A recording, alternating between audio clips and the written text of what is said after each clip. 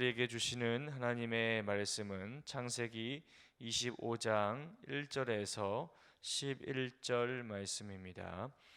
창세기 25장 1절에서 11절 말씀입니다. 우리 다 같이 한 목소리로 읽도록 하겠습니다. 아브라함이 후처를 맞이하였으니 그의 이름은 구두라라.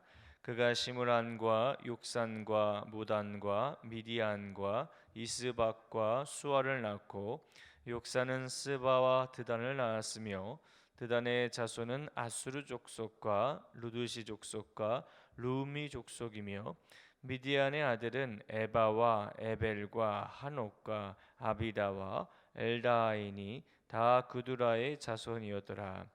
아브라함이 이삭에게 자기의 모든 소유를 주었고 자기 서자들에게도 재산을 주어 자기 생전에 그들로 하여금 자기 아들 이삭을 떠나 동방 곧 동쪽 땅으로 가게 하였더라.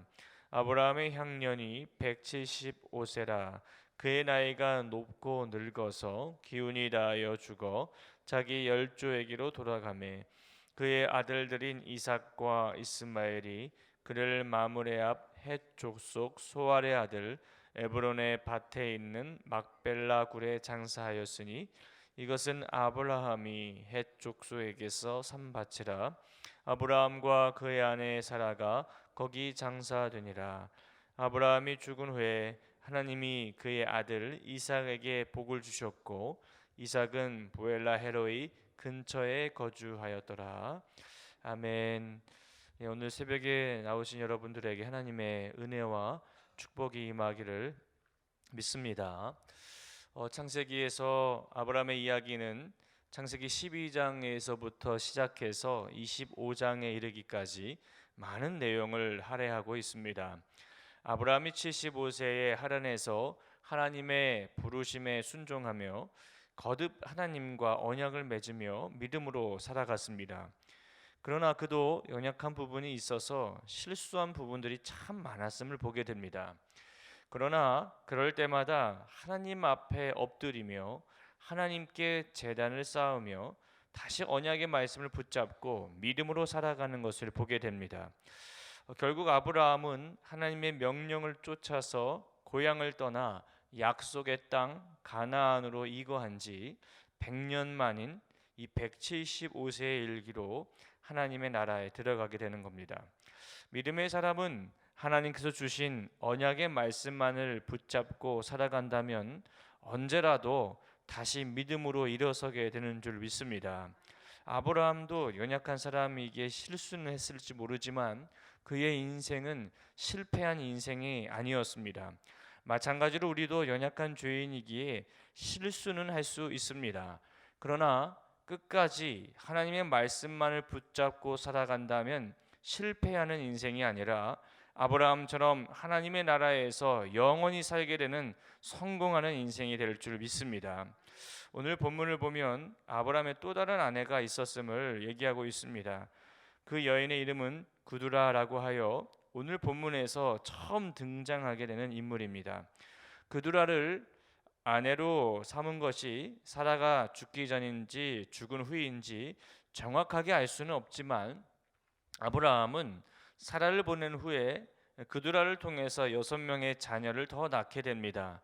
그 6명의 자녀들 중에서 욕산과 미디안을 통해서 아브라함의 자손이 번성하게 되는 것을 보여줍니다.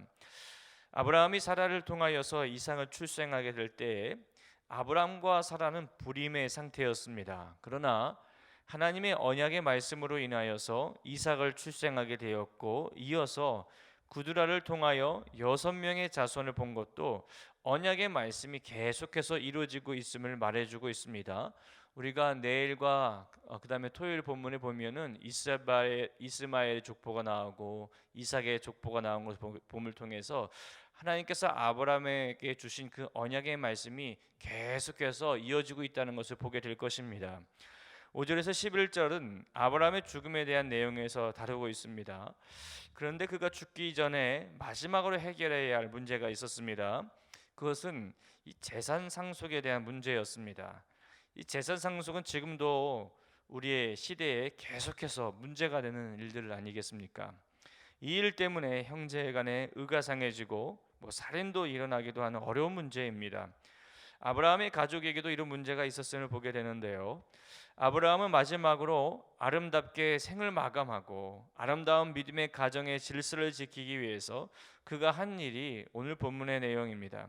먼저 5절을 보시면 아브라함은 이삭에게 자기의 모든 소유를 주었다고 합니다. 단순히 아브라함이 소유한 재산만을 준 게 아니라 하나님과 맺었던 언약들, 즉 가나안 땅에 대한 약속과 자녀와 부에 대한 모든 상속권까지 모두 포함하고 있는 것입니다. 이삭에게 아브라함의 전 소유를 줄 수 있었던 것은 이삭이 언약의 상속자였기 때문입니다. 아브라함은 이삭에게 하나님께서 주셨던 그 믿음의 유업들을 잘 연결시키고 있는 거예요. 하나님은 아브라함이 죽은 후에 언약의 상속자인 이삭을 통해서 하나님의 약속을 이어가십니다. 그 약속은 지금도 아브라함의 혈통을 통해서 나온 예수 그리스도를 통하여 계속되며 예수 그리스도를 믿는 그리스도인들을 통하여 계속되고 있는 것입니다. 우리 그리스도인들이 아브라함처럼 잘 해야 하는 것 중에 하나가 믿음의 유업을 다음 세대에게 잘 전승해 주는 것입니다. 우리 교회에서 담임 목사님이 계속해서 강조하는 것 중에 하나가 신앙의 세대 전승입니다. 그것은 성경에서 강조하고 있는 것이며 현재를 살아가는 우리들에게 가장 중요한 것입니다. 요즘 세대는 신앙을 전승하기가 쉽지 않은 때입니다. 왜 이렇게 바쁜 일들이 많은지 바빠서 교회를 가지 못한다라는 것이죠.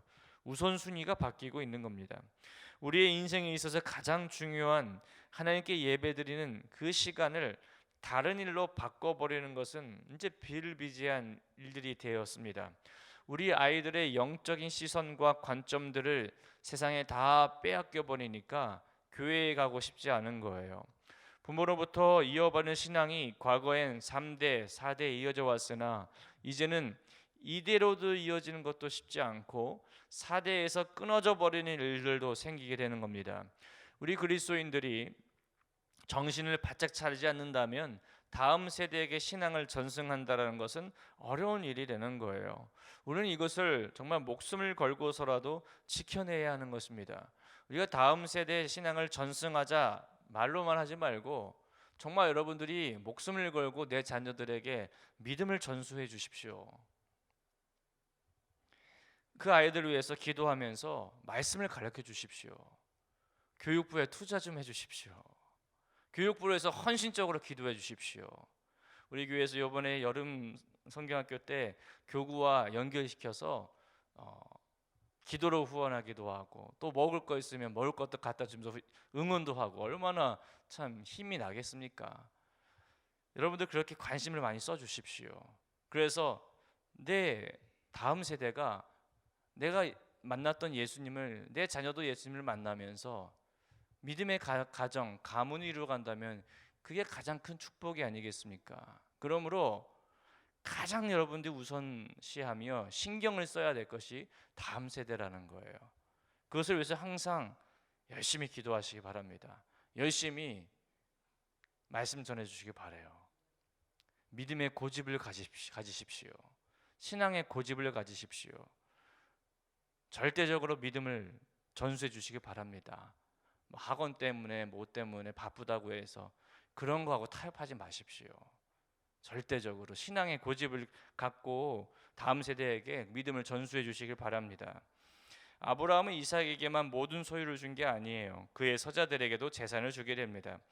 당시에 정식 부인이 아닌 이 첩의 아들인 서자에게는 이 재산 상속권이나 가문의 계승권이 주어지지 않는 것이 관례였다고 해요. 그러나 그럼에도 불구하고 그들에게 필요한 재산을 나누어 주었다는 것은 참 아브라함의 따뜻한 마음, 자녀들을 향한 사랑이 아니었겠나 보게 됩니다. 또한 그들을 동방 곧 동쪽 땅으로 멀리 보내게 한 것은 다른 자식들과 재산 때문에 분쟁이 일어나지 않도록 하여서 가족 간의 평화를 이루기 위함과 이삭이 언약의 상속권자로서 약속의 땅에서 살아가야 하는 하나님의 약속을 이루기 위함이었습니다. 사실 사라와 하갈의 갈등이 나중에 이삭과 이스마엘의 갈등까지 생겼을 때 하갈과 이스마엘을 내쫓게 된 것도 이 가정의 분란을 없애기 위한 아브라함의 지혜였음을 보게 됩니다. 그런 사례가 있었기에 아브라함의 노년에 아들들이 많은 상황에서 이 문제를 해결하지 않으면 분명히 가정에 분란이 생길 것이기에 이 문제를 아브라함은 해결하려고 했던 것입니다. 아브라함은 175세 일기로 세상을 떠나서 자기 열조에게로 돌아가게 됩니다. 아브라함은 자신의 고향인 우르에서 장사를 지낸 게 아니라 하나님의 약속의 땅인 가나안에서 장사를 지내게 됩니다. 하나님께서 약속하신 그 땅에서 자신을 묻게 되는 거예요. 우리 그리스도인들은 하나님의 약속에 의하여 움직이는 사람이 되어야 합니다. 하나님의 언약의 말씀에 순종하며 살아간다면 하나님께서 약속하신 우리가 가나안은 영적인 가나안이라고 해서 하나님의 나라를 이렇게 얘기하죠. 그래서 우리는 그 영적인 가나안, 그 약속의 그곳 하나님의 나라에 들어가게 되는 거예요. 이와 같은 표현을 8절에서는 이렇게 말합니다. 자기 열조에게로 돌아갔다. 이것은 믿음의 사람들이 있는 그 하나님의 나라라는 그 본향으로 돌아갔다라는 것입니다. 우리 믿음의 사람들이 돌아가야 할 곳은 바로 이 아브라함이 자기 열조에게로 돌아갔듯이 우리도 믿음의 조상들이 있는 그곳으로 돌아가게 되는 거예요. 그러므로 이 세상에 사는 동안 하나님의 약속의 말씀을 붙잡고 살아가야 하는 겁니다. 그러면 하나님께서 약속하신 그곳에 들어가게 되는 거예요. 아브라함은 자신의 아내였던 사라를 장사한 에브론의 밭 막벨라 굴에 장사하게 됩니다. 그때 이삭과 이스마엘이 한 자리에 모이게 되는 것이죠.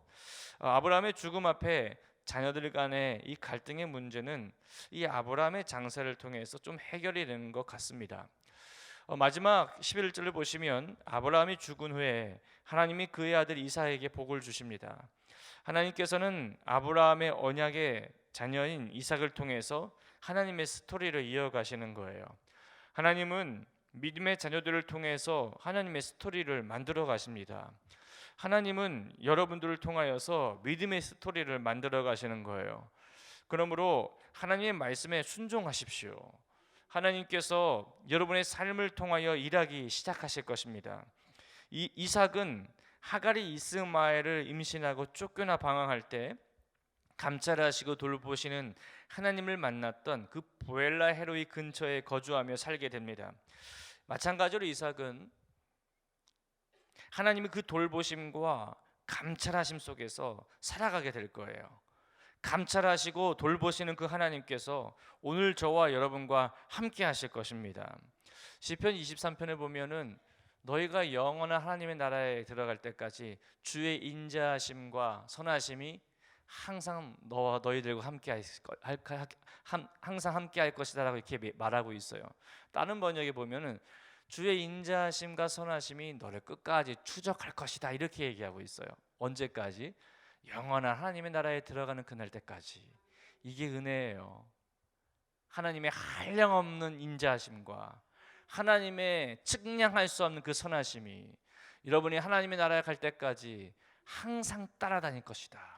그게 은혜예요.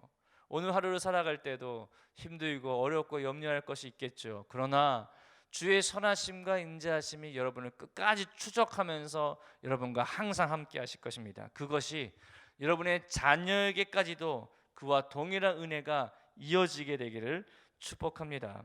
우리가 그 은혜 안에서 아브라함으로부터 이어오는 그 언약의 말씀을 또한 붙잡고 우리도 믿음의 후손으로서 하나님의 말씀대로 순종하면서 하나님의 뜻이 우리의 삶 가운데 이루어지는 은혜의 역사들이 여러분의 가정과 가문 가운데 있기를 축복합니다. 기도하겠습니다. 살아계신 하나님, 아브라함이 하나님의 나라에 들어가기 전까지 다음 세대에게 신앙을 잘 전승하고 그의 가족들에게 재산을 나눠주어서 평화롭게 해결한 것을 보게 됩니다. 지금 우리 자녀들에게 가장 중요한 것이 신앙인데 주님께서 주신 복음을 내 자녀들에게 잘 전승할 수 있도록 주님께서 인도하여 주옵소서. 우리 가정에 가장 중요한 것이 하나님 믿음인 줄 믿습니다. 다음 세대에게 이 믿음을, 주님 예수 그리스도의 복음을, 이 신앙을 잘 전승하게 하여서 주님 오시는 그날 때까지 내 가정 가문이 그대로 신앙적으로 잘 전수되어서 내 가문이 다 주님 오셨을 때에 다 천국 갈 수 있도록 주님께서 우리 가정 가문을 축복하여 주옵소서. 오늘 하루를 살아갈 때에도 주님 우리의 가정을 지켜주시고 보호해 주시고 하나님의 능력 가운데에 항상 함께하여 주옵소서. 살아계신 예수 그리스도의 이름으로 기도하였습니다. 아멘. 오늘은 봉사에 대한 공동 기도문을 함께 교독하시겠습니다. 우리에게 서로 사랑하는 마음을 더욱 부어 주옵소서. 교회 안에 작은 교회들을 넉넉하게 축복하옵소서.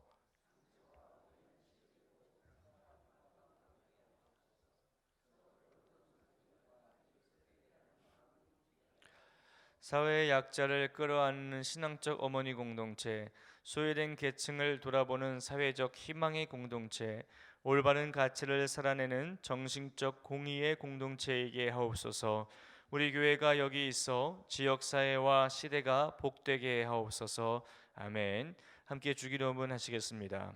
하늘에 계신 우리 아버지, 아버지의 이름을 거룩하게 하시며 아버지의 나라가 오게 하시며 아버지의 뜻이 하늘에서와 같이 땅에서도 이루어지게 하소서.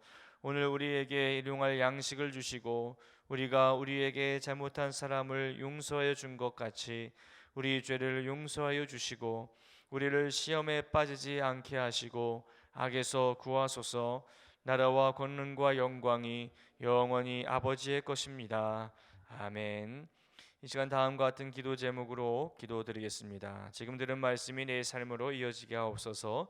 유아 사무엘 여름 성경학교와 헌신하는 모든 손길을 축복하소서.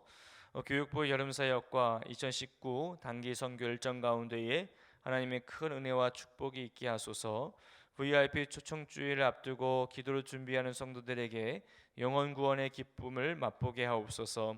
미국 시애틀 리누드에 세워진 로고스 라이프 교회 및 미션 센터를 축복하소서. 캐나다 단기 선교팀의 사역으로 인해 큰 열매들이 맺히게 하여 주소서. 한반도와 국제 정세 가운데에 하나님의 정의가 실현되고 주의 복음이 증거되게 하소서.